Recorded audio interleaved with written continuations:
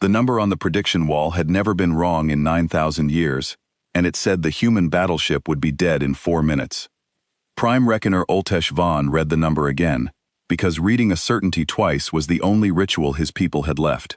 The number was 0.0000, 0 chance of human survival, 0 chance of anything but the clean, quiet end the calculus had already written down. He had seen that number 11,000 times in his life. 11,000 times it had been right. So he settled his long gray limbs into the reckoning cradle, folded his reading eyes toward the great dark window, and prepared to watch a thing die exactly the way the math said it would. The math had a name where Oltesh came from. They called it the calculus, and it was not a weapon, not a fleet, not even truly a government.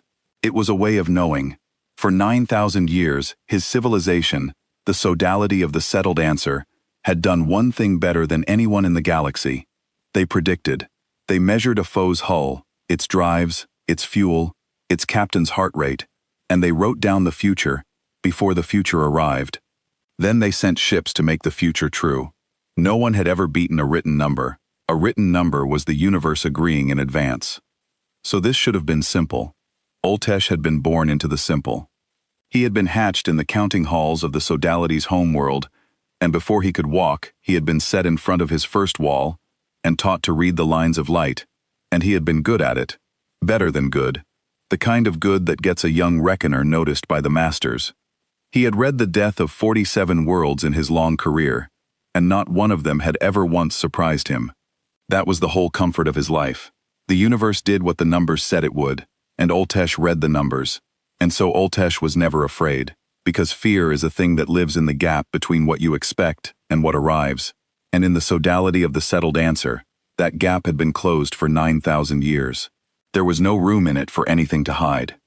The human ship was called the Long Arithmetic. Oltesh's analysts had laughed at the name when the human transponder first reached them, because it sounded like the humans were mocking the very thing that was about to kill them. One battleship, 2,100 meters of gray metal, alone at the edge of the hollow reach, with no fleet behind it, and no help inside 4 jumps. The sodality had brought 140 reckoning cruisers to meet it. The number said 1 would have been enough. The hollow reach was an ugly piece of sky, a long cold gulf between 2 arms of the galaxy, where the stars thinned out to almost nothing, and the dark went on for jumps in every direction. No one settled there. There was nothing to settle. It was the kind of empty that the sodality liked to write across the bottom of its maps, and then forget. A margin. A place where the story they told about the galaxy simply ran out of words. Which was exactly why, Oltesh would understand far too late, the humans had chosen it. If you want to teach a thing that believes it knows everything, you do not do it in the bright center where it feels strong. You do it out in the margin, in the part of the map it stopped reading, in the dust at the edge of the page. Oltesh keyed his cradle and let the prediction wall fill his vision. It was beautiful, in the way only true things are beautiful. 10,000 lines of light, each one a possible action the human ship might take, each one already answered, each one already ending in the same gray nothing. Evade left, the wall said, and die in 210 seconds. Evade right, die in 204. Fire all forward batteries, die in 190. Surrender, and be catalogued, and stored, and ended later, at the sodality's leisure. Every door the humans could open led to the same closed room. The master of the reckoning, an old hard female named Velis Kor, spoke from the high cradle without turning. Her voice was dry as a counted thing. Reckoner Vaughn, confirm the number. Confirmed, master, Oltesh said. 0.0. The human ship does not survive any branch. Good, said Velis Kor. Then we are not here to fight. We are here to witness arithmetic. She let the words sit in the cold air of the bridge. Begin the approach. Let the foe see how thoroughly it has already lost. And that, Oltesh would think later, much later, when he was the only one left who could think anything at all, was the first mistake. Not a mistake of the math. The math was clean. The mistake was the word already. The sodality had said already for 9,000 years. They had forgotten that the word is a prayer, and prayers can go unanswered. The 140 cruisers spread into the spread hand, the formation the calculus loved best, because it left the enemy no quiet direction to run. Each cruiser was a long dark needle of a ship, 800 meters of polished black, and along its spine ran the lance batteries that had ended more worlds than any living sodalist could name. They moved together the way a single thought moves, because in a sense, they were a single thought, each one steered by a reckoner reading the same wall, each one placed in the dark by the same cold arithmetic. To watch the spread hand close on a foe was, Oltesh had always believed, to watch the most beautiful thing his people had ever made. It was the future, taking shape in metal, arriving exactly on time. Oltesh watched the human ship on the great window. It was not running. It was not turning. It sat in the dark with its gray flanks cold, its drives banked low, its weapon ports shut. It looked, he thought, like something asleep, or like something that did not consider 140 cruisers a reason to wake. There was a stillness to it that he did not like, a stillness he had no number for. The worlds he had watched die had never been still. They had screamed, in the way worlds scream, with sirens and scattering ships, and desperate broadcasts begging the sodality to reconsider a future that had already been written. The long arithmetic did none of that. It sat in the margin of the map with its cold gray flanks, and it waited. And a waiting thing, Oltesh thought, with the first faint stirring of unease, is a thing that believes it has time, and nothing the sodality had ever cornered had believed it had time, because the whole point of the calculus was to take time away. The prediction wall flickered, a single line of light, far out at the edge of the 10,000, dimmed by one shade. Oltesh almost did not see it. He had been a reckoner for 60 years, and he had never once seen a confirmed line change after the number was set. He leaned forward in his cradle. "Master," he said, "I have a drift." "Read it." "Branch 9401. Human survival probability has moved." He swallowed. The number on the branch had been 0. It was no longer 0. It was .0001, one chance in 10,000. A speck, a rounding error, a thing too small to fear. "It is nothing, master. It is dust on the lens. I will clear it." "Clear it," said Velis Kor. He cleared it. He ran the branch again. The drives, the fuel, the hull, the captain's heart. He fed it all back into the calculus, and the calculus chewed it the way it had chewed 9,000 years of futures, and it spat out an answer. And the answer was .0003. The speck had grown. Oltesh sat very still. Around him the bridge hummed with the calm certainty of 100 reckoners reading their own walls, and not one of them had noticed yet, because the drift was in his branch, the one nobody watched, the dust branch, the one where the human ship did the thing the math said no sane crew would ever do. He looked at the human battleship in the window. It was still asleep. It was still cold. And somewhere inside that gray hull, something was making a decision that the most perfect mind in the galaxy had filed under impossible. "Master Kor," Oltesh said, and he was proud that his voice did not shake. "I think you should look at my wall." She did not look. She was watching the approach. The spread hand was closing, and the lead cruisers were already inside firing range, and the number on the master wall still said 0, and a number that says 0 does not need to be looked at. That was the whole point of the calculus. You did the looking once. You never had to look again. "Reckoner," she said, almost gently, "you have 60 years of service and a clean record. Do not end it by panicking at dust. The human ship dies in 3 minutes and 40 seconds. Watch it. Learn from it. This is why you were born." So Oltesh watched, and he tried, the way he had been trained, to feel nothing but the clean satisfaction of a future arriving on schedule. He tried to be the good reckoner, the one who had read the death of 47 worlds without flinching. But the dust branch sat on his wall like a splinter in the eye. 0.0003 now, no longer 0.0001, and he found that he could not stop reading it, the way you cannot stop pressing a sore tooth with your tongue. 3 chances in 10,000. It was nothing. It was nothing. He had built his whole life on the certainty that 3 in 10,000 was nothing, that the universe rounded such things away, that a number too small to fear was a number that did not exist. He ran the branch one more time, quietly, without telling the master, because something in him needed to watch it round back down to 0, needed to see the world correct itself the way it always had. He fed the calculus the human drives, and the human hull, and the human fuel, and the cold patient stillness of a ship that would not wake. He waited for zero. The calculus gave him 0.0009, and that was when the human ship opened one eye. It opened one eye in the most literal way. A single sensor array, a circle of gray-black glass set into the human ship's prow, lit from inside with a low blue glow. Nothing else, no drives, no weapons, just one cold blue circle waking in the dark and turning, slowly, until it was looking straight back at the 140 cruisers that had come to write its death. On Oltesh's wall, the dust branch jumped to 0.0012. He had never felt anything like the small, cold thing that moved in his chest then. The sodality did not have a word for it, because the sodality did not believe in it. The closest word they had was error, and an error was a thing you corrected, not a thing you felt. But this was a feeling, and it was crawling up the inside of his ribs, and it was whispering a question his whole civilization had spent 9,000 years making sure no one ever had to ask. What if the number is wrong? He pushed it down. He fed the branch again. He told the calculus everything he could see.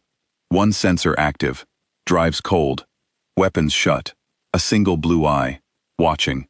The calculus thought, and the calculus answered, and the answer this time was 0.0040, and beside it, for the first time in Oltesh's life, the calculus printed 3 small words it was never supposed to need. Cause of drift, unknown. He read the words 4 times. He read them the way a man reads his own death sentence, slowly, with the part of his mind that keeps insisting there has been a mistake, because there had to have been a mistake. The calculus did not print unknown. Oltesh had been a reckoner for 60 years, and he had read perhaps 4 million answers off a wall, and not one of them had ever, not once, contained that word. The calculus could print a number. It could print a probability. It could print the precise second of a foe's death, and the precise angle at which its hull would split. What it could not print, what it had been built across 9,000 years specifically never to need to print, was the simple admission that it did not know. He thought, wildly, that the wall was broken. He ran the diagnostic. The wall was not broken. He thought the sensors were lying. He cross-checked them against the cruiser's own optics, the plain dumb glass that simply looked at things and reported what it saw, and the plain dumb glass agreed with the wall. The human ship was doing something, and the calculus could not say what, and the not saying was spreading, branch to branch, like a crack moving through ice. The calculus did not say unknown. The calculus was the thing that made unknown obsolete. That was its entire promise, the promise that had made the sodality the quiet masters of 40,000 systems. They did not conquer, they predicted, and then they arrived, and the future they had written was always already true. And the conquered learned that fighting the sodality was like fighting the answer to a sum. You could be angry at 4, you could not make it 3. And now the answer was printing unknown, and Oltesh felt the floor of 9,000 years tilt 1 degree beneath him. Master Core, he said, the calculus has lost the cause. This time she turned. She came down from the high cradle slow, the way old hard people move when they have decided to be patient with a fool, and she set her reading eyes against his wall, and she read it the way she had read 10,000 walls. Oltesh watched her face. He saw the exact moment the patience left it. It was not fear. Velascor was 900 years old, and fear had been counted out of her long ago. It was something worse. It was the look of a mathematician seeing a sum come out wrong, and knowing it cannot, and watching it do so anyway. Run it clean, she said. From the prime axioms, now. Oltesh ran it clean. He stripped the branch back to the bones of the calculus, the 11 prime axioms that 9,000 years had never once contradicted. He fed in the human ship. And the calculus, the perfect mind, the universe agreeing in advance, gave him a number it had never given any reckoner in the history of the sodality. Insufficient data.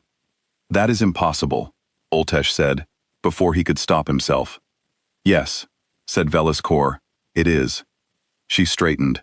Her voice carried across the bridge now, hard and flat, and 100 reckoners looked up from their walls. All cradles. Live read on the human battleship. I want every drift on every branch reported to me directly. The calculus is reporting insufficient data. We will be its data. That was the right order. Oltesh would give her that, always. She did not deny what she was seeing. She did not call it dust. The moment her own eyes told her the impossible was happening, she stopped trusting the number and started trusting the window, and that is the difference between a reckoner and a fool, and it bought the sodality its life. Most of it. It is worth understanding, for anyone who would judge the sodality too quickly, exactly how hard that order was to give. Imagine a people who have never once been wrong. Not in living memory. Not in the memory of memory. 9,000 years of being right, of writing the future and watching it obey, of standing at the center of 40,000 worlds and knowing, with a certainty deeper than faith, that the universe itself was on their side, because the universe always did what they said it would. Imagine being born into that, raised in it, retired and buried in it. And then imagine the day the window and the number disagree, and you, alone, in front of your whole civilization, must decide which one to believe. Every instinct, every lesson, every cell of you screams to trust the number, because the number has never failed, and the eyes are only flesh. And Velis Kor, 900 years old, looked at the window and chose the flesh. She chose to believe the thing she could see over the things she had been promised. There is no braver act Ultesh ever witnessed, in all his long life, than that single quiet choice by an old hard female to admit, in front of everyone, that the universe might not be what she had spent 9 centuries being sure of. The humans had not beaten her with a weapon. They had handed her a chance to be brave, in a way her people had never needed to be. And she had taken it. And that was the first human thing the sodality of the settled answer ever did, though none of them would have called it that yet. The human ship, the long arithmetic, chose that moment to wake the rest of the way. It did not roar. Ultesh had expected a roar, on some animal level beneath his training, because his people told stories of the old wars, and in the stories, the dying enemy always roared. The long arithmetic did not roar. It simply began, in perfect silence, to do impossible things one after another, with the calm of a worker checking off a list. First the drives lit. Not all of them. Ultesh's analysts had mapped the human hull from 1,000 angles and counted 40 drive ports, and the calculus had built every one of its dead branches on the certain knowledge that a ship that size needed at least 30 of those drives lit to maneuver at combat speed. The long arithmetic lit 4 drives, low and blue, and it pivoted 2,100 meters of battleship around its own center, as lightly as a swimmer turning in water. And it did this in a quarter of the time the calculus said 4 drives could possibly allow. Ultesh stared at the 4 lit ports and felt his training fight against his eyes. 40 drive ports. The calculus had counted them. He had checked the count himself. A ship that size, with that mass, could not turn on 4 drives, not at that speed, not without tearing itself apart. The numbers were absolute on this. The numbers had been absolute on this, for 9,000 years, across 10,000 engagements. And yet there it was, turning, smooth and silent and impossible, 4 cold blue points of light doing the work of 30, and the only way that could be true was if the 36 dark ports had never been drives at all. The humans had built 36 false faces onto their hull, 36 lies in metal, each one shaped exactly like the thing the sodality's sensors had been taught to look for, and the sodality had looked and counted and written the count into the bones of every dead branch, and the count had been a gift the humans handed them, wrapped and ready, all the way out from Earth. It cannot turn on 4, said the reckoner beside Ultesh, an old steady male named Pelapor, who had never raised his voice in 30 years of service. He said it quietly, almost to himself, the way a man says a thing he needs to hear out loud to believe it is happening. Vaughn, it cannot turn on 4. The number does not allow it. It is turning on 4, Ultesh said. The number does not allow it, Peleor said again, and Ultesh heard, in the careful flatness of the old reckoner's voice, the first crack of a mind that had never in its life been asked to choose between the number and the window, and was discovering, in real time, that it did not know how. Drift, called a reckoner 3 cradles down. My branch, plus +0.011. Drift, called another, plus +0.008. The cruisers of the spread hand opened fire. Of course they did. They were inside range, the foe had moved, and the standing order was older than any of them. 140 reckoning cruisers fired their forward lances, and the dark between the fleet and the human ship filled with the hard white light of more firepower than had ended 1,000 worlds. The calculus had a number for this too. It had said the first volley alone would open the human hull in 9 places, and it had even named the 9 places, drawn them in soft outline on the great window, so that the watching reckoners could see in advance exactly where the gray hull would fail. That was the Sodality's way. They did not just predict that you would die. They showed you the shape of it first, so that when it came, you would understand that it had always been coming, that the universe had agreed to it long before you were ever born. Oltesh watched the 9 soft outlines glow on the human hull, the 9 places where the calculus promised the gray metal would open. Then he watched the volley cross the dark. He watched it reach the long arithmetic. He watched it stop. Not deflect.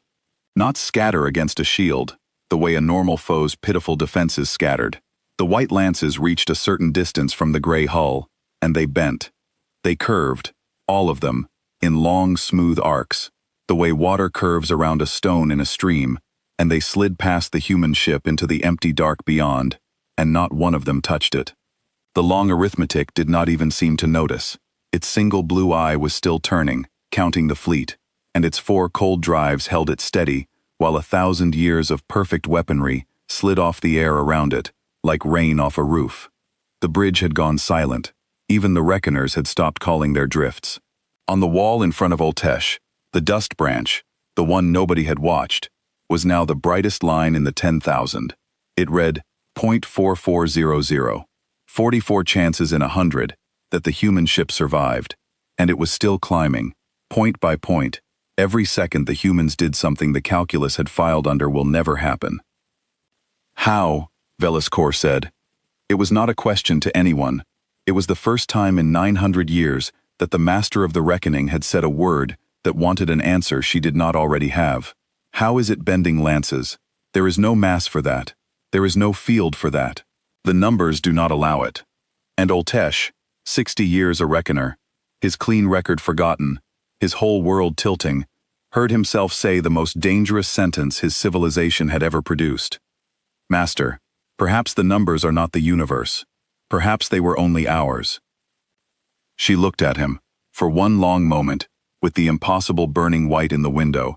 She looked at him, and he thought she would have him removed, struck from the cradle, ended for heresy. The sodality had ended people for less. To doubt the calculus was to doubt the ground.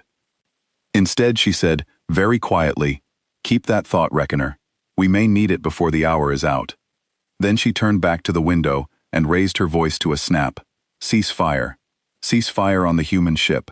We are spending lances on a thing that does not feel them, and we are teaching it nothing it does not already know about us. All cruisers, hold position. Open the long word. A murmur went through the bridge. The long word was the sodality's voice, the channel they opened to the conquered, the calm, flat declaration of a future already written. No one opened the long word to a foe that was winning. The long word was for the moment after the math was true, when the survivors needed to be told why they had lost.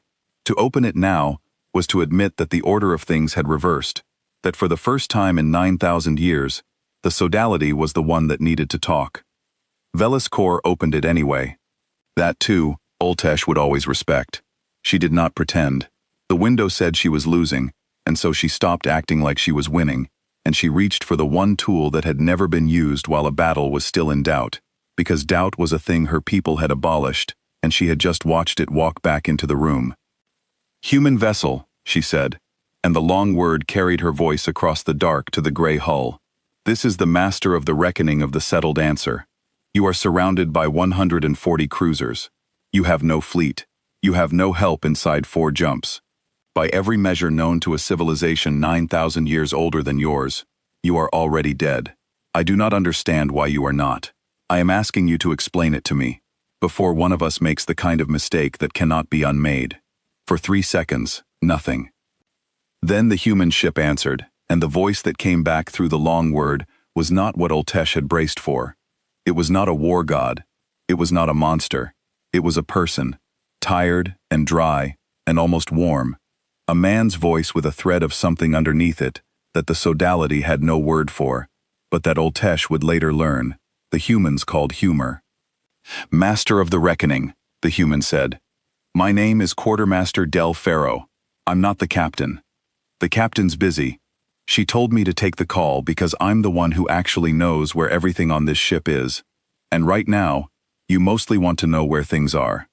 A pause. "You said you don't understand why we're not dead. I believe you. Your math is very good. We've read a lot of it. We just don't use it the way you do." "Explain," said Velascor.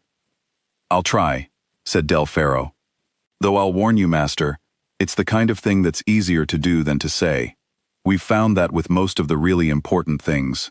A small dry pause, the pause of a man who has had this conversation before, in his own head, many times, on a long cold trip out from Earth. You predict," said Del Ferro. "You measure a thing, and you write down what it has to do, and then you make it do that. It's a beautiful trick. It works on almost everyone, because almost everyone is the sum of the things you can measure." The human's voice did not rise. It stayed flat and dry and friendly, like a man explaining a tool to a child.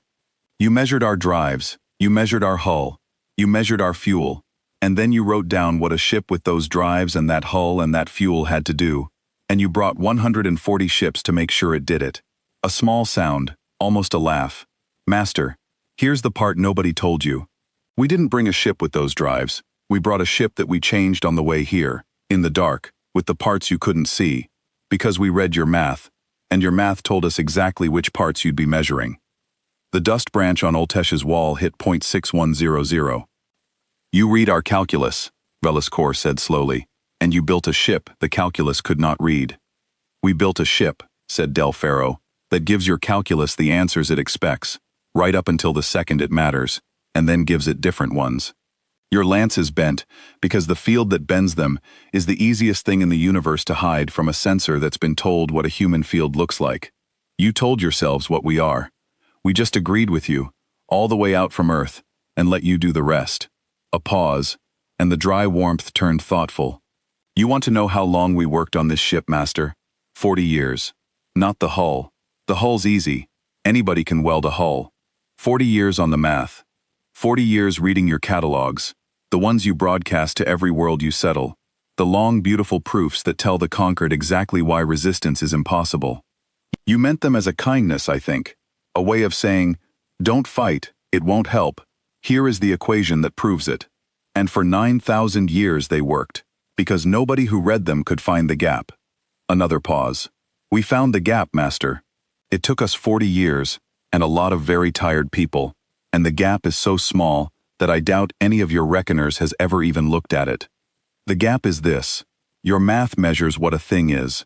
It cannot measure what a thing decides to become, and a human being, given 40 years and a good enough reason, can decide to become almost anything at all." The warmth went out of his voice then, not into anger, but into something quieter and much harder to argue with. "You want to know the number, Master? You keep asking my friend Oltesh over there for the number. I'll give you the number. It's 1. We win. You live. Everybody goes home. That's the whole branch. There's only one, because we only built one." Oltesh did not move. He had not told the human ship his name. No one on the bridge had spoken his name aloud since the battle began. The humans had simply known it, the way they had known which drives to fake and which lances to bend, because somewhere in the cold dark on the way to the hollow reach, a tired man named Del Ferro had read the rolls of the settled answer, and learned the name of the one reckoner, whose branch nobody watched, the dust branch. His branch. They had not just outthought the calculus, they had read it, and respected it, and then reached past it to touch the one mind in the fleet that might be ready to listen. "Master," Oltesh said, and his voice was the only sound on the bridge, "they are not defeating the calculus, they are using it. Every certainty we have is a door we left open, and they walked in through all of them at once." Velascor was quiet for a long moment. On the window, the long arithmetic finished its slow turn and settled, gray and cold and patient, its single blue eye now fixed on the heart of the spread hand, on the command cruisers, on the cradle where she stood. It had not fired. In all of this, the human ship had not fired one shot. It had bent their lances aside, faked its own drives, learned a reckoner's secret name, and explained itself in a dry, friendly voice, and it had not so much as warmed a weapon. That, Oltesh understood with the cold thing climbing all the way up into his throat, was the most frightening thing of all. The long arithmetic was not in a hurry. A ship that is not in a hurry is a ship that knows it cannot lose. You have not fired, Velascor said. 140 cruisers, and you have not fired one shot. Why? Because I haven't needed to, said Del Ferro. And because the captain doesn't like to. She says firing is what you do when you've run out of better ideas, and we haven't. But Master, I want to be straight with you, because you've been straight with me, and that's rarer than it should be out here. The dry warmth came back into the human voice, and somehow it was worse than any threat. We're not the only ship that read your math. We're just the first one you met. And the rest of them aren't as patient as my captain. Oltesh felt the bridge change around him. He had stood on this bridge for 40 years. He knew its weather the way a sailor knows the sea, the small currents of confidence and routine that moved through a room full of people who had never once doubted they would win. And he felt that weather break. He felt the confidence go out of the air like heat out of a hull. And he felt the thing that replaced it, the thing the sodality had spent 9,000 years making sure no reckoner would ever feel, the cold, slow seep of a doubt that has nowhere to go. He watched the faces of the reckoners around him, faces he had known for decades, and he saw on every one of them the same expression he could feel forming on his own. It was the expression of a person who has just discovered that the floor they have stood on their whole life is not a floor at all. It is a story, and the story is ending. On his wall, the dust branch held steady at 0.6100, and then, as Del Ferro's words settled, it climbed again. 0.6300, 0.6500. The humans had not done anything new. The number was climbing because Oltesh himself believed it now, and the calculus, for the first time in its 9,000 years, was reading the doubt of its own reckoners as data. The mirror had turned around. It was no longer showing them the enemy. It was showing them themselves, beginning to break, and writing the break into the future as fact. The words rest of them moved through the bridge like cold water through cloth. Velascor did not flinch, but Oltesh, who had read her for 40 years, saw the small stillness that came over her, the stillness of a mind doing a sum it did not want to finish. She turned from the window to the wall of branches, and she did the thing no master had ever done in the middle of a reckoning. She asked the calculus a question about itself. Reckoner Vaughn, she said, run the second order. If one human ship can build itself blind to our math, how many others have done the same? Give me the spread of the unseen. It was a terrible question, and Oltesh loved her for asking it. The calculus had spent 9,000 years answering what will the enemy do. It had never once been asked, what have we failed to see? Those are not the same question. The first assumes the world is known, and only the future is in doubt. The second admits that the present itself might be a lie you told yourself. Oltesh fed the question into the calculus, and for the first time, the great mind did not return a number at all. It returned a shape. A gray region on the wall, vast and soft-edged, the size of the unknown, and across the bottom of it, the calculus printed a confession 9,000 years in the making. Cannot bound. Foe has visibility into reckoning. All prior catalogs suspect. All prior catalogs suspect, Velascor read aloud, very quietly. 9,000 years of arrivals. 40,000 systems settled. Every one of them written down in advance. And the calculus now tells me it cannot trust a single number it ever produced about anyone who might have read it the way these humans did. She let out a breath that was almost a laugh. The dry, hopeless laugh of someone who has just understood the size of the joke. We did not conquer the galaxy, Reckoner. We told the galaxy a story about itself, and most of it believed us, and we mistook that for conquest. And somewhere out there is a species that listened to the story, and smiled, and built a ship out of the gaps. There was a sound on the bridge then that Oltesh had never heard in 40 years. It was the sound of reckoners talking to each other, not reporting. Not reciting numbers up the chain to the master. Talking, in low frightened voices, the way people talk when the thing they were sure of has come apart in their hands. A people that has lived inside one answer for 9,000 years does not have a way to talk about not knowing.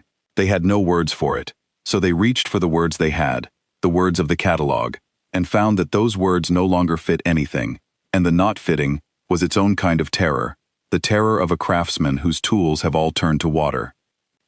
"Master," said a younger reckoner, 2 cradles up, his voice thin with the beginning of panic. "Standing doctrine. When the calculus cannot bound a threat, we withdraw and recompute from a safe distance. We should jump. We should jump now, before the rest of them arrive." "No," said Velascor. "Master, the doctrine. The doctrine is clear. When the number is uncertain, we—" "The doctrine," said Velascor, and her voice cut him off the way a closed book cuts off a sentence, "was written by people who believed the number could be uncertain by accident, by dust, by a bad censor, by a foe too clever for one engagement." She turned and looked at the young reckoner until he was still. "This is not that. This is a foe that has made the number uncertain on purpose, forever, for everyone. There is no safe distance to recompute from, because the thing that has changed is not out there. It is in here." She touched the side of her own gray head. "We cannot run from our own eyes." The young reckoner stared at her, and Oltesh watched him try, and fail, to find a place to stand. The boy had been raised the way they were all raised, on the certainty that the sodality was the thing that arrived, never the thing that was arrived upon, the predictor, and never the predicted. He had no map for the inside of this moment. None of them did. To withdraw and recompute was the answer the doctrine gave for an uncertain enemy. But the enemy was not uncertain. The enemy was perfectly clear. It was sitting in the window with one blue eye, patient and cold, and entirely understood. It was the sodality that had become uncertain, the sodality whose own foundation had turned to fog, and there was no doctrine for that, because no one who wrote the doctrine had ever imagined a day when the thing in doubt would be the settled answer itself. "Then what do we do?" the young reckoner whispered. "Master, if we cannot fight it, and we cannot run from it, and we cannot predict it, what is left? What is there even left to do?" "We listen," said Velascor. "For the first time in 9,000 years, child, there is something in the room worth listening to that is not the sound of ourselves. So we will be quiet, and we will listen, and we will find out what a thing that has already beaten us wants to say to us before it goes. That is what is left. It turns out it was always the thing we should have been doing. We were simply too sure of the answer to ever ask the question." Oltesh watched the human ship while she spoke. The long arithmetic had not moved. It sat in the dark, its single blue eye patient, and it listened to a civilization argue with itself, and it did nothing, because it did not need to do anything. Because the most dangerous thing one mind can do to another is simply let it understand its own situation, and the humans had done that, and then gone quiet to let it work. Del Ferro had not spoken again. The long word was still open. Somewhere on that gray hull, a tired man was waiting, with the manners of a guest, for his hosts to finish realizing what their house was made of. And Oltesh understood, watching it, that this was the most frightening weapon he had ever seen, and it was not a weapon at all. The sodality had spent 9,000 years learning to take time away from its enemies, to arrive before they were ready, to write their futures so fast that they never had a moment to choose differently. The humans had done the opposite. They had given time. They had stopped firing, stopped moving, stopped doing anything but waiting, and they had handed the sodality more time than it had ever given anyone, and the time was killing the sodality more surely than any lance ever could. Because time to think, when your whole civilization is built on never having to, is the one thing you cannot survive. The humans were not destroying them. They were letting them sit quietly with the truth, until the truth finished its work. It was the cruelest mercy Oltesh had ever imagined, and the kindest cruelty, and he could not tell, even now, which one it really was. Perhaps the humans could not tell either. Perhaps that was the point. "Reckoner Vaughn," Velascor said, "I am going to ask you a question, and I want the true answer, not the safe one. You said perhaps the numbers were only ours. I have been a master for 600 years, and I have ended people for smaller heresies. So tell me, with the window in front of us, and I will not touch you for it, were the numbers ever the universe, or were they only ever us, agreeing with ourselves very loudly, for a very long time?" The whole bridge was listening. Oltesh felt the weight of it, the weight of 9,000 years, settle onto the 2 words he was about to choose. He looked at the prediction wall, at the dust branch that was now a tower of light, at the gray region the calculus could no longer bound. He looked at the human ship, patient and cold and undefeated, that had walked through every certainty his people owned without firing a shot. "They were us, Master," Ultesh said. "The numbers were always us. We measured the things that did not fight back, and we called that the universe, because the universe never argued, and we mistook silence for proof. The humans are the first thing we have ever met that read our proof and laughed.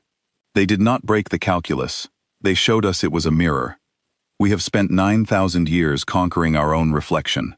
For a long moment, Velis Kor said nothing. Then she did something Ultesh had never seen a master do. She bowed her head.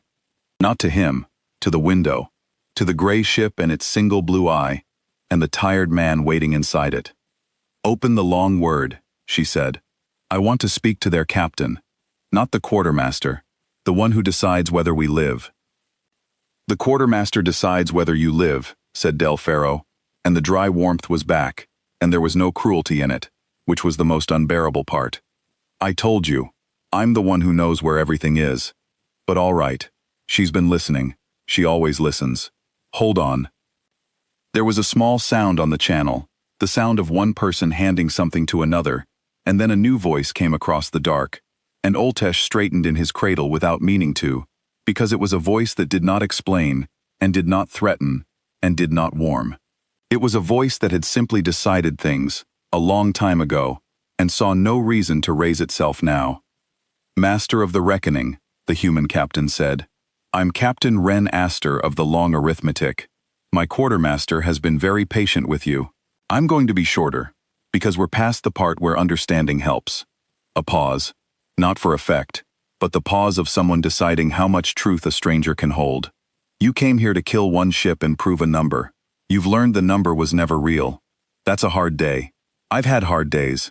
I'm not going to make this one worse than it has to be, but I need you to hear the next part exactly, because there's only one way it goes well, and a lot of ways it goes the other thing." "I am listening, Captain Aster," said Velis Kor. "There are 40 more of us," said Ren Aster. "Not here. Not yet. Out past the hollow reach, cold and dark and reading your math the same way we did. Each one built blind to your calculus. Each one able to do what you just watched this ship do. And more, because I'm the patient one, and they had to listen to me complain about it for the whole trip. A breath. They are not coming to settle you. We don't settle. That's your word, and it's an ugly one. They're coming to find out whether the settled answer is a thing you do to people, or a thing you are, and the answer to that question is up to you, right now, on this channel, with me." Ultesh looked at the wall. He fed the captain's words into the calculus, the 40 cold ships, the choice on the channel, and the calculus thought, and for the last time in his life he watched it try to write the future of a thing that could read it being written. It did not return a number. It returned the only honest thing it had left. The future is no longer ours to write. It belongs to the choice. "What choice?" said Velis Kor. "You stop predicting people," said Ren Aster. "You can keep the math. The math is good. It's beautiful. My quartermaster has a copy and he reads it in his bunk like it's poetry. Keep it. Use it on stars and storms and the inside of suns, the things that really don't argue back. But the moment you point it at a thinking thing and write down what it has to do and then send ships to make it true, you've stopped doing math and started doing the other thing, the ugly thing, and we will be there. Not to win. We've already won. That part's boring. We'll be there to make sure the number is never the only voice in the room again." The flat, certain voice did not soften, but something underneath it did. "That's the whole offer, Master. Keep your minds. Lose your certainty. It's a fair trade. We made it ourselves, a long time ago, and it's the best thing we ever did." "You made it yourselves," Velis Kor repeated. "Explain that." "We had our own calculus once," said Ren Aster. "Not as good as yours. We weren't as patient, but the same idea. We measured ourselves, and we wrote down what we had to be, and we built a whole world on the writing. Castes that couldn't change, wars that had to happen because the numbers said they would, whole generations that lived and died inside a future somebody had calculated before they were born, and never once got to vote on. It nearly finished us, Master. We got very close to the end, closer than I like to think about, all of us doing exactly what the numbers said we had to, all the way down to the grave. A pause, and her voice carried the weight of a long memory held by a whole species. And then a few of us, not many, just enough, decided to find out what happened if we did the thing the number said was impossible. Not the wise thing, not the safe thing, the impossible thing, the thing with the probability, rounded down to nothing. And it turned out the impossible thing was just a thing nobody had been brave enough to try yet. That's all impossible ever is. It's a door everybody agreed not to open. We opened ours. We've been opening other people's ever since. Yours is next. Oltesh listened, and something in him that had been cold and tight for his whole life began, very slowly, to loosen. He had spent 60 years believing that the impossible was a property of the universe, a wall built into the bones of reality, a thing the calculus simply read off the world the way you read the weight of a stone. And here was a tired human captain telling him, gently, across the dark, that the impossible had never been in the universe at all. It had only ever been in them, a door everybody agreed not to open. He thought of the dust branch, his branch, the place nobody watched, the place where the impossible had finally walked through, and he understood that the humans had not put it there. It had always been there. They had simply been the first thing in 9,000 years willing to walk through it and see. It was the younger reckoner, the one who had wanted to run, who broke first. He did not mean to. Oltesh understood that, even as it happened. The young are not weak. They are simply standing on the part of the ground that has not yet been tested, and when it gives way, they have nothing to hold. The young reckoner, whose name was Tibin Eshesh, and who had never in his life seen the calculus return anything but a number, looked at the words "the future belongs to the choice," and the floor of his whole world went out from under him, and he reached for the only thing his training had left him. He fired. He did it from his own cradle, on his own authority, against standing order, and against the master's word, because the human captain had said, there were 40 more, and a mind that has lost its certainty will do anything to feel certain again, even the wrong thing, especially the wrong thing. His cruiser, the patient sum, swung out of the spread hand and put every forward lance it had into the long arithmetic, at a range where even a miracle should not have time to bend. No, said Velascor, but the word was already too late.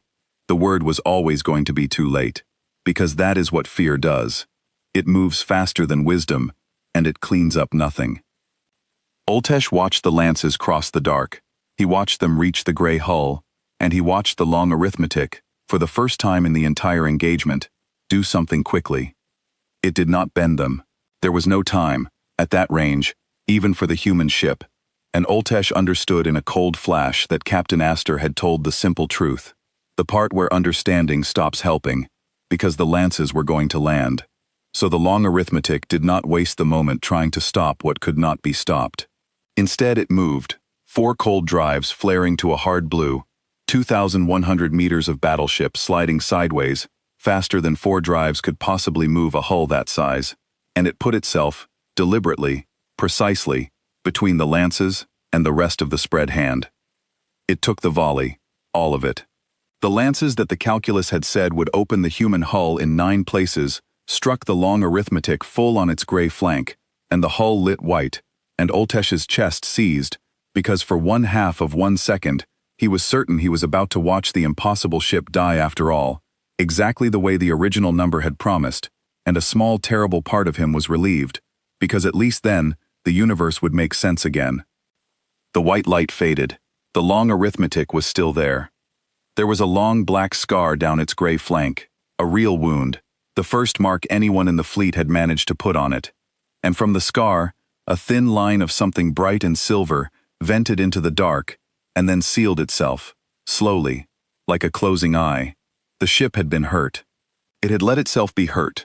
It had put its own body between a frightened young fool's mistake and the 139 cruisers behind him, and it had taken the wound that the patient sum had meant for the human ship, and that, if the human ship had simply dodged, would have flown on into the heart of the spread hand and killed 300 of the Sodality's own people.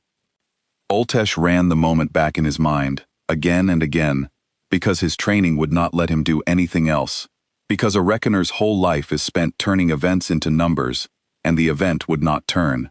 He looked at the geometry of it. The patient some had fired from the inside of the formation, at an angle that put the rest of the spread hand directly behind the human ship. If the long arithmetic had simply held still, the lances would have struck it, and probably done little, and the ship would have been fine. If it had dodged, as any sane ship dodges, as the calculus said every ship in the history of war had always dodged, the lances would have flown past it and into the cruisers beyond, and 300 sodalists would have died for one young reckoner's fear. There was no version of the math in which the human ship gained anything by moving as it did. It had chosen, deliberately, in the half-second it had, the option that hurt it and saved its enemies.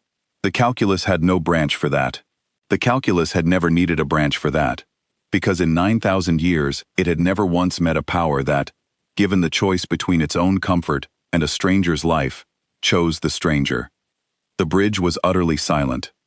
Across the fleet, Oltesh knew, the silence was the same. 140 cruisers, each with its bridge full of reckoners, each having watched the same thing through the same cold glass. He could feel them out there in the dark, all of them holding the same breath, all of them trying to fit what they had just seen into a mind that had no shelf to put it on. In 9,000 years, the sodality had catalogued 10,000 kinds of enemy. The ones that fought, the ones that fled, the ones that begged, and the ones that raged, and the ones that simply went quiet and let the future arrive. They had a name and a number and a branch for every one of them. They did not have a name for the enemy that stepped in front of a stray shot to keep its attackers alive. There was no branch for it, because there had never been a need for one, and there had never been a need for one, because no enemy in 9,000 years had ever, even once, valued a sodalist's life more than its own convenience. The humans had just done it without hesitating, in half a second, by reflex, the way you flinch from a flame, and a reflex, Oltesh understood with a cold clarity that frightened him more than any lance, is not a strategy, it is a nature. The humans had not calculated whether to take the wound. They had simply been the kind of thing that takes it. It shielded us, Tiban Ashesh said.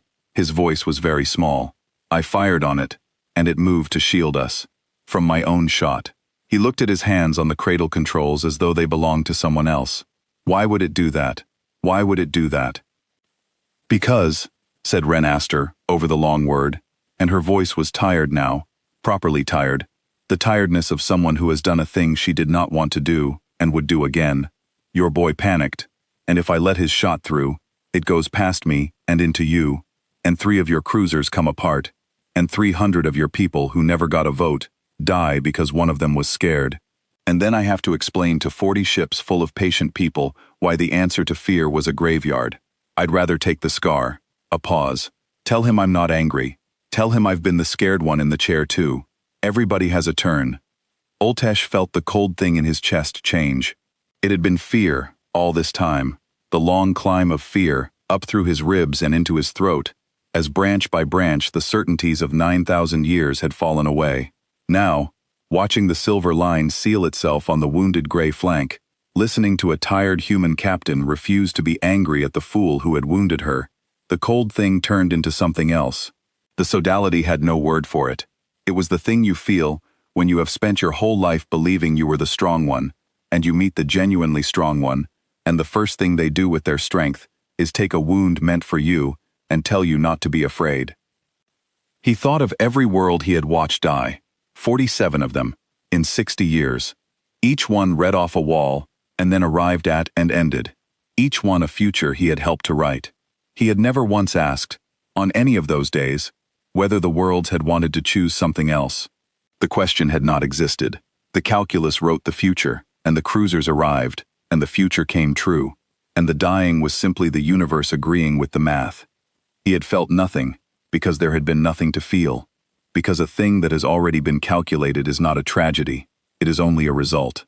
And now, watching the human ship take a wound it did not have to take, for people who had come to kill it, Oltesh felt all 47 of those worlds rise up in him at once, and he understood, finally, what he had been doing for 60 years.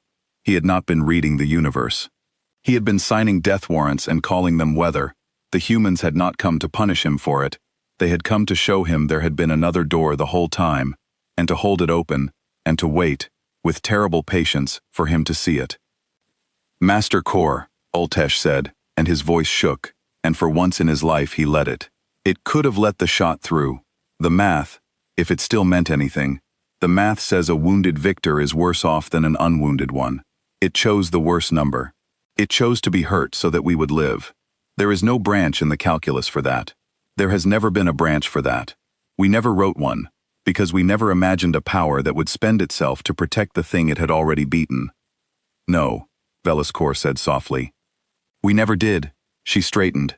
She looked older than Ultesh had ever seen her, and at the same time, strangely, lighter, as though something heavy she had carried for 600 years had just been set down.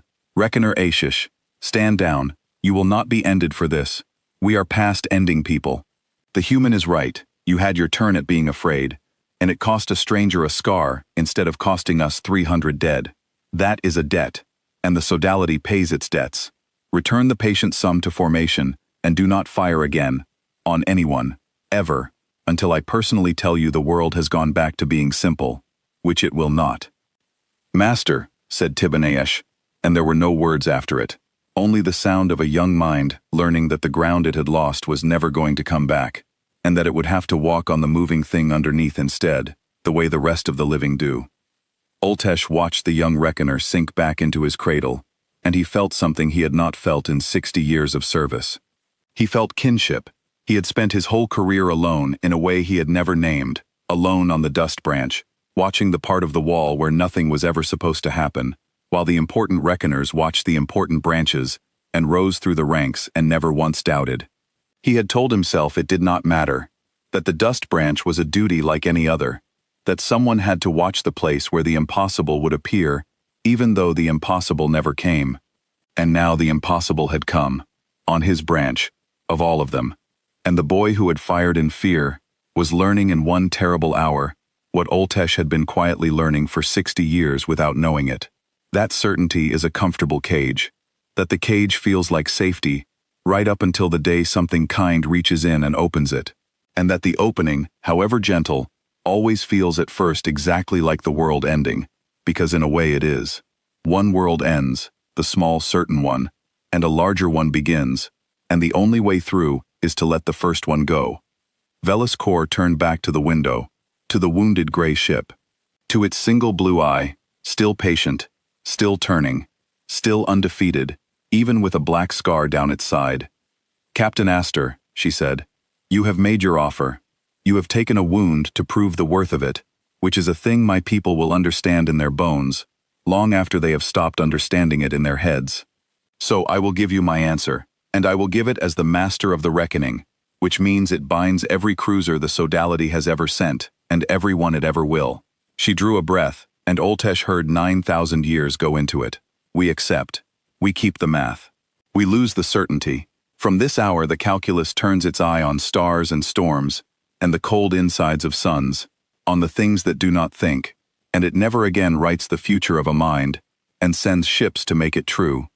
The settled answer is unsettled, by our own word, while we still have the dignity to give it freely, before your 40 friends arrive to take it. They're not coming to take it, said Ren Astor. They were never coming to take it. There aren't 40 ships out past the reach, Master. There's one, this one.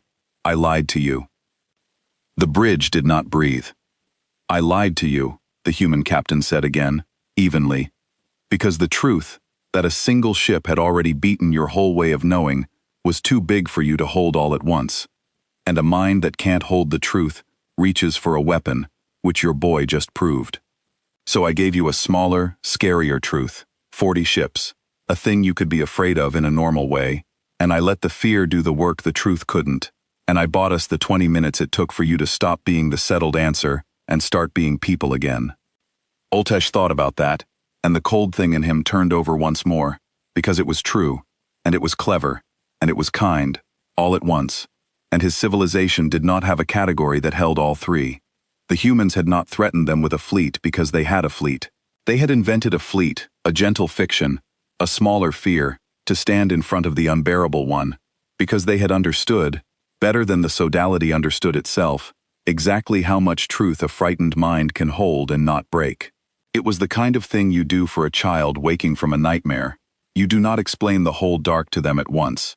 You give them a smaller dark, one with edges, one they can be afraid of and then walk out of, and you hold their hand while they do. The humans had done that. For the people who came to kill them, they had treated the sodality of the settled answer, the masters of 40,000 worlds, the way you treat a frightened child, and the unbearable thing, the thing Oltesh would carry for the rest of his life, was that it had been exactly the right thing to do. A pause, and then, impossibly, a thread of that dry warmth, the quartermaster's warmth, as though the whole crew shared one steady heart. It's the oldest trick we have, Master. We tell ourselves a story we can survive, until we're strong enough for the one we can't. You've been doing it for 9,000 years. We just did it back to you. The only difference is, we told you. Eventually we always tell you. That's the whole offer too. The part Pharaoh left out. Not just lose your certainty. Stop lying to yourselves about the size of the world. We'll be the ones who keep telling you how big it really is. There is a particular silence that follows the moment a civilization learns it has been outnumbered by one. Oltesh sat in that silence and felt it settle into the bones of the bridge, into the cradles and the cold walls, and the 100 reckoners who had spent their whole lives certain that certainty was a thing you could own. One ship, not 40.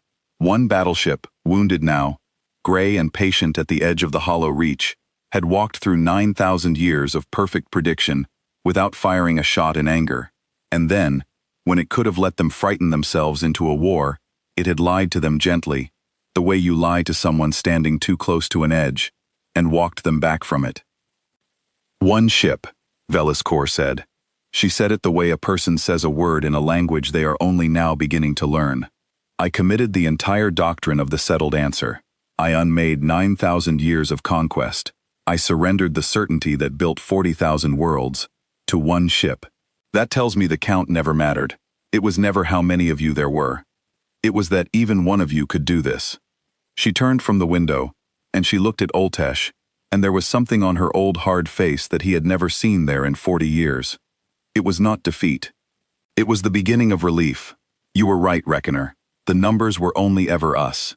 The first thing that was bigger than our reflection arrived alone, and beat us alone, and then chose not to grind us into the proof of it. We will not get a kinder teacher than that. We had better learn from this one. Oltesh thought about the 140 cruisers spread across the dark, each one with a reckoner reading a wall that no longer held a number, each one carrying lances that had ended worlds, and that would now, by the Master's word, never be fired at a thinking thing again.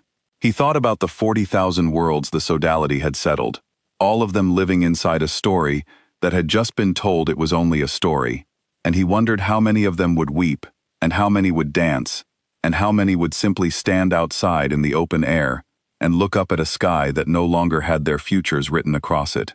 He thought it might be all three, in every world, in every person, the way the human captain had said, anger and grief, and a terrible new freedom, all tangled together, the way a thing feels when a cage it has lived in so long it forgot it was a cage, finally falls open around it. Master, he said, when they ask us, on the home world, what beat us, what will you say? There is no number for it. There is no equation. We are a people who have only ever known how to say things in numbers, and the one true thing that ever happened to us is the one thing the numbers cannot hold. Master, Oltesh said, may I ask the human a question? Not the captain, the quartermaster, Del Pharaoh. Why him?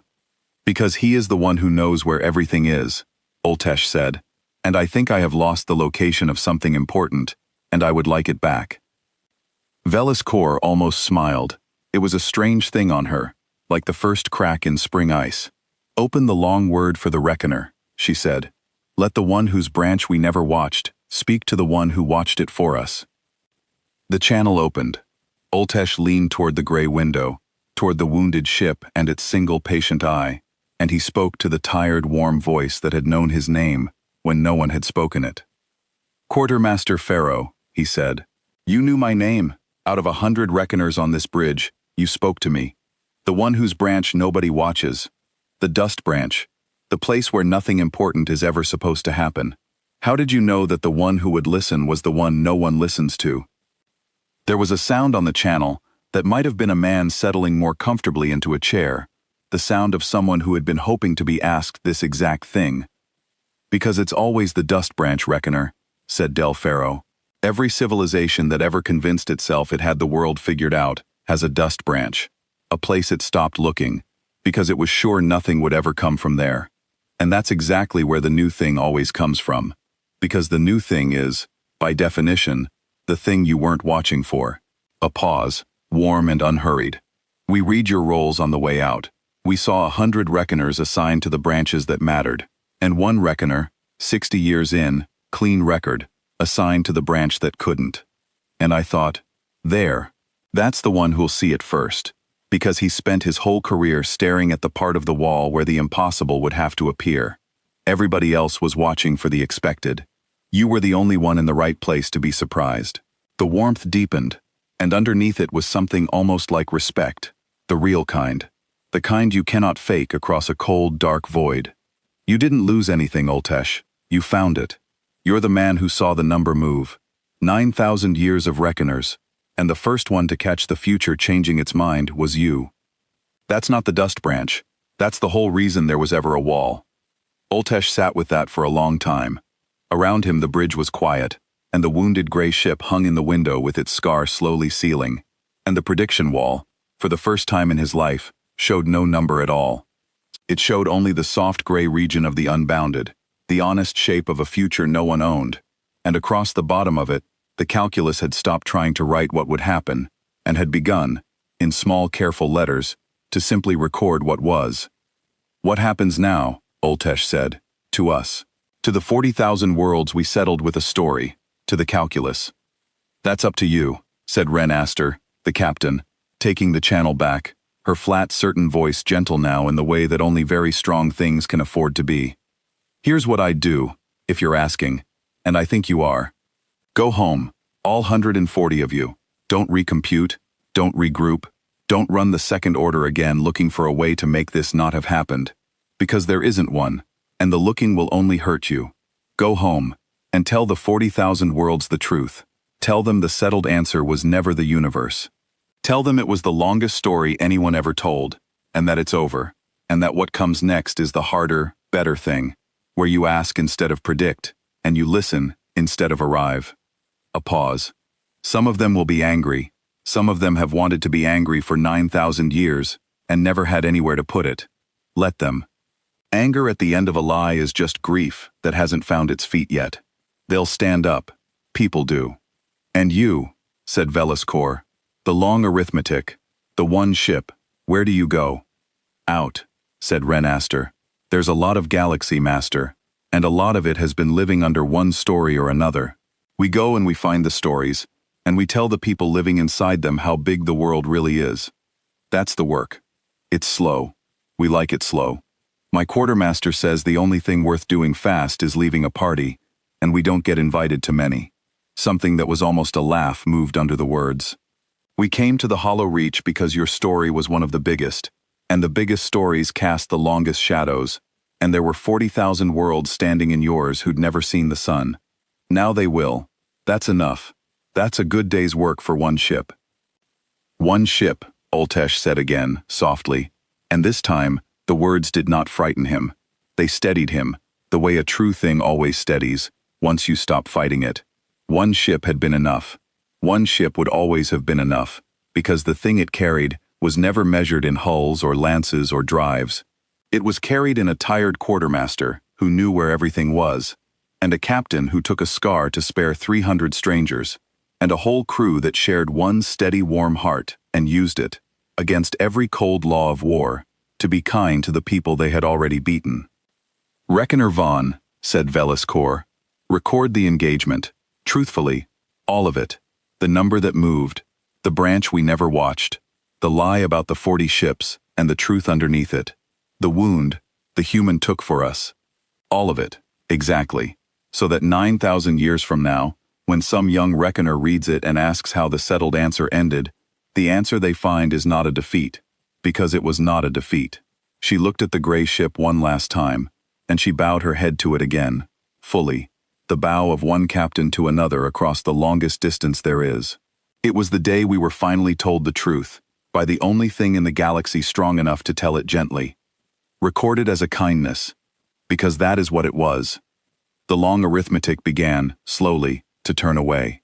It did not jump. It did not vanish in a flash of arrogant light, the way the Sodality's own cruisers did when they had finished settling a world. It simply lit its 4 cold drives, swung its wounded gray flank around toward the deep dark beyond the hollow reach, and began to move, unhurried, patient, a single blue eye dimming back toward sleep as it went. 140 reckoning cruisers watched it go, and did not fire, would never fire again. And on every bridge across the fleet, the prediction walls showed the same honest gray shape of a future that finally belonged to no one but the people living it. "Quartermaster Pharaoh," Oltesh said, before the channel could close. "One more question. You said you read our math like poetry. You said you keep a copy in your bunk." He hesitated, the way you hesitate before asking the thing you most want to know. Was any of it true? The calculus, 9,000 years, was any of it worth keeping, or was it all only ever a mirror? The channel was quiet for a moment, and Oltesh thought the human had already gone. Then Del Pharaoh answered, and there was no dryness in it now, no warmth used as a tool, only a man telling another man a true thing across the dark before they parted and never met again. "All of it was worth keeping, Reckoner," said Del Pharaoh. "Every line, the math was beautiful, and it was true, about everything except the one thing it was never built to hold, which is a mind that knows it's being measured and decides to be something else instead. That's not a flaw in your math, that's just the one place math ends and people begin. You spent 9,000 years pointing the most beautiful instrument anyone ever built at the one thing it can't measure, and you mistook the silence for an answer. That's all this was. We didn't break your mirror, we just stood behind you in it, so you'd finally have something else to look at." A pause, and the warmth came back, soft and final and kind. "Keep the math, Oltesh. Point it at the stars. They'll never lie to you, because they were never trying to.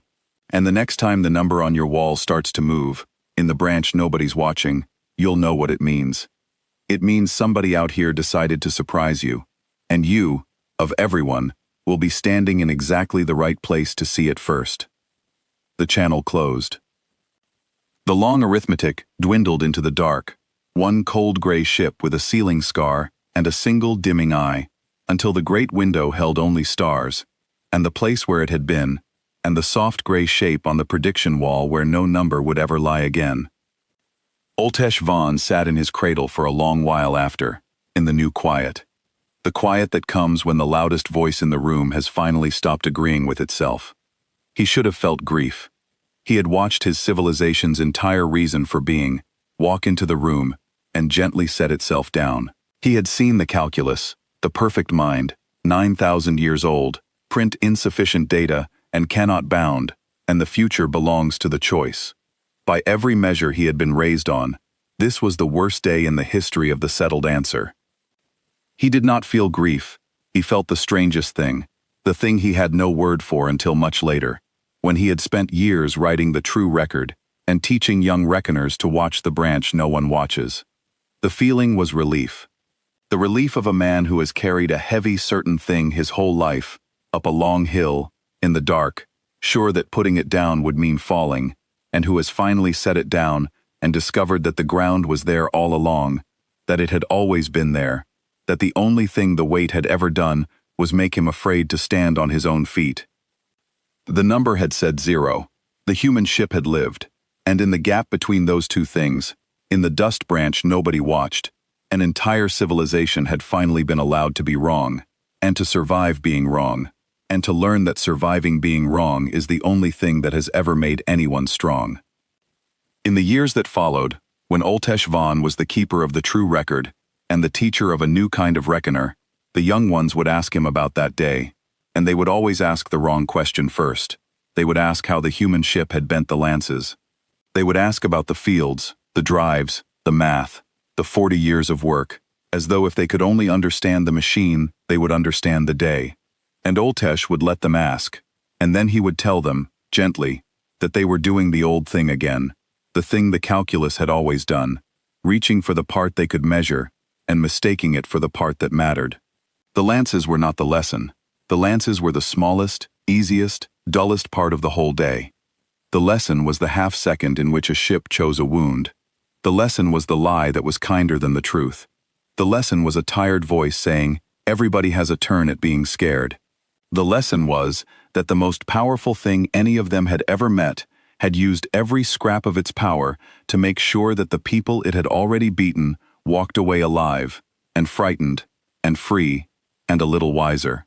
The machine, Oltesh would tell the young ones, "You can build. Anyone can build a machine. The choice is the hard part. The choice is the thing the humans had, that the sodality, in 9,000 years of perfect arithmetic, had never once thought to look for. Because it had never appeared on any wall. Because it could not. Because it was the one thing in all the universe that no number can hold. The choice to be gentle when you do not have to be. That was the weapon that beat them. That was the only weapon that ever could have.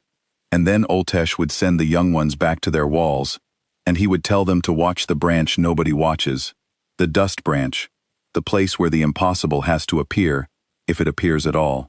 Because somewhere out there, he would tell them, was a galaxy full of doors that everyone had agreed not to open, and somewhere out there was one gray ship, patient and scarred and kind, going from door to door, holding each one open just long enough for the people behind it to see that there had been another way the whole time. And one day he would tell them, "The number on your wall is going to move, in the branch you weren't watching, and when it does, you will not be afraid, because you will know what it means. It means somebody has come to surprise you." And being surprised, he would tell them, the smallest of his smiles on his old gray face, "Being surprised is the only proof we have ever found that the world is bigger than ourselves. Treasure it." We waited 9,000 years for ours. Villascour came down from the high cradle and stood beside him at the window, looking out at the empty dark where the gray ship had gone.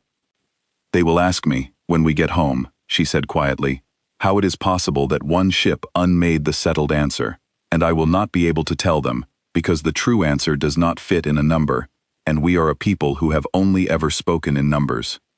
She was silent a moment. "How do I tell them, Reckoner? How do I make 9,000 years understand that we were not conquered, that we were corrected, that the strongest thing any of us ever met used its strength to be gentle, and that this is the lesson, this is the whole lesson, and there is no equation for it?"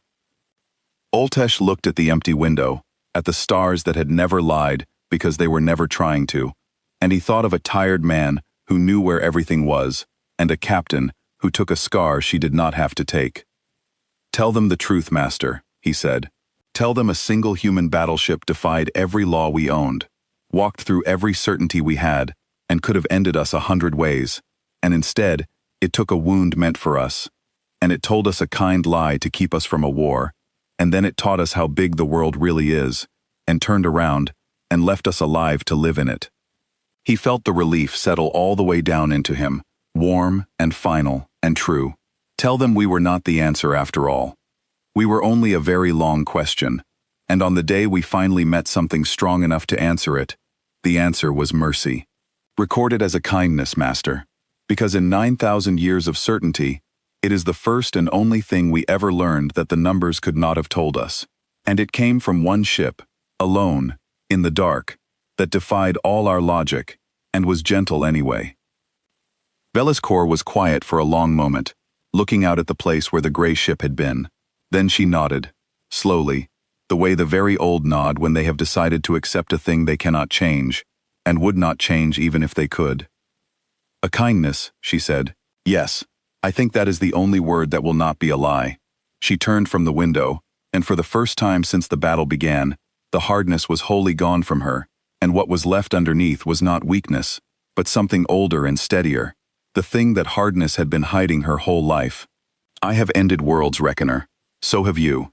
We did it because the number told us it was already done, and we believed the number was the universe, and so we believed we were only the hand of a thing that had decided long before us. That belief is gone now. The human took it with him when he left. And do you know what frightens me most about tomorrow?" She did not wait for him to answer. "It is not the 40,000 worlds we must tell. It is not the home world that will not understand. It is that from this day forward, every time we choose, we will know it was a choice. We will not be able to hide behind the number anymore. We will have to be the kind of thing the human was, or we will have to be the kind of thing we were, and there will be no arithmetic left to tell us we had no say in which. That is not a curse, Master, Oltesh said quietly. That is the gift. He carried it across the whole galaxy to hand it to us. The right to be wrong, the right to choose, the right to be surprised, and to surprise. It only feels like a weight, because we have never once been allowed to carry it before. No! Velis Kor agreed. We never have. She looked at him a long moment, the oldest reckoner, and the one from the branch nobody watched, and something passed between them that did not need a number. Watch your branch well, Vaughn. The dust branch. Watch it better than any of us ever watched the important ones. Because if I have learned anything today, it is that the important branch was never the one we thought. It was always yours. It was always the place where the impossible would have to come, if it ever came at all. And it came, and you were there, and you were not afraid for very long. She almost smiled. Teach the young ones that. Teach them where to stand. It is the only doctrine we have left, and I think it may be the only one we ever truly needed. Outside the window, the stars held still, and did not argue, and for the first time in 9,000 years, the sodality of the settled answer looked at the silence, and did not mistake it for proof. They simply let it be what it was, quiet, vast, unwritten, and theirs, finally, to live inside, the way the humans did, one honest day at a time. The prediction wall went dark, and stayed dark, and no one moved to wake it. And far out past the hollow reach, one gray ship sailed on toward the next long shadow, carrying its single dimming eye, and its sealing scar, and its tired warm crew, going to find the next story too big for the people living inside it, going to stand behind one more civilization in its own mirror, so that it too might finally have something else to look at. One ship, it had always been enough. It would always be enough, because the thing it carried had never been a weapon at all.